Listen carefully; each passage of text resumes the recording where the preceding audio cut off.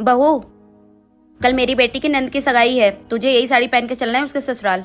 माँ जी, मेरे पास तो बहुत सारी साड़ियाँ हैं ना, मैं उनमें से कोई पहन लूंगी ना।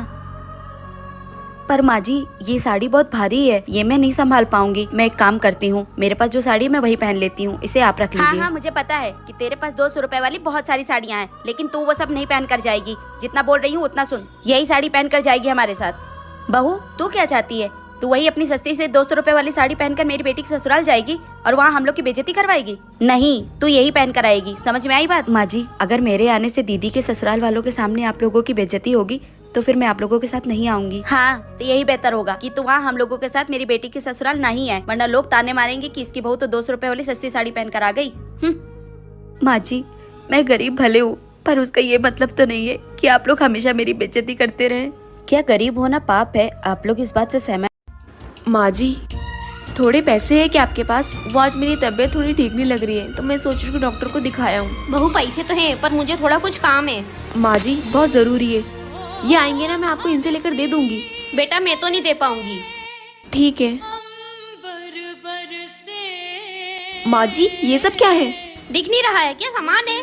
माँ जी, एक बात बताओ, मैंने जब मेरी दवाई के लिए पैसे मांगे तो आपने मना कर दिया, और आपके पास इतनी सारी शॉपिंग करने के लिए पैसे कहाँ से आ गए? बहू, मैंने तुझे पैसे इसके लिए नहीं दिए क्योंकि मेरी बेटी के लिए मुझे शॉपिंग करनी थी। परिवार में ऐसा नहीं होता है माँ जी, पहले परिवार की जरूरतें पूरी की जाती है, उसके बाद दूसरों को सोचा जाता है। मेरे लिए तो मुझे मेरी बेटी ज्यादा जरूरी है। माँ जी, कब आप बहू और बेटी में भेदभाव करना बंद करेंगी? जमाना कितना आगे निकल चुका है, जब बहू आपको माँ मान सकती है तो आप बहू को बेटी क्यों नहीं मान सकते हो? खैर, मैं भी किसे समझा रही हूँ। सुना है आप छोटी को आईफोन देने वाले हो, लेकिन ध्यान रखना, इस घर में आईफोन एक नहीं 2 आएंगे। 2 आईफोन? लेकिन क्यों? क्योंकि एक आईफोन मैं अपने भाई को भी गिफ्ट करूंगी। अरे, राखी पर भाई गिफ्ट देता है, ये बहन कब से देने लग गई? हाँ तो क्या हुआ, मेरे भाई की हैसियत नहीं देने की, लेकिन मेरी तो है ना। हाँ हाँ ठीक है, आ जाएंगे 2 आईफोन। अरे, मैंने आज तक का पूरा प्रॉफिट उसमें लगा दिया था, ऐसे कैसे प्रोजेक्ट फेल हो गया? सॉरी सर, हम कुछ नहीं कर सकते। हाँ, लेकिन मेरी बात तो सुनो। हेलो हेलो पूनम, तुम अपने भाई को कॉल कर दो, तब तक मैं तुम दोनों के लिए आईफोन लेके आता हूँ। कोई जरूरत नहीं है। वाह भैया, कितने बहादुर हो आप। आपका इतना बड़ा नुकसान होने के बाद भी आप हमारे लिए आईफोन लेने चले।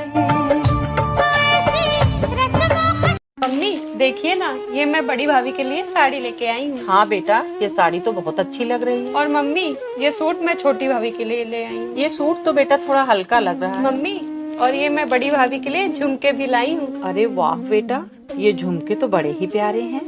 बेटा, तू छोटी भाभी के लिए झुमके नहीं लाई? अरे नहीं मम्मी, मैं छोटी भाभी के लिए नहीं लाई झुमके।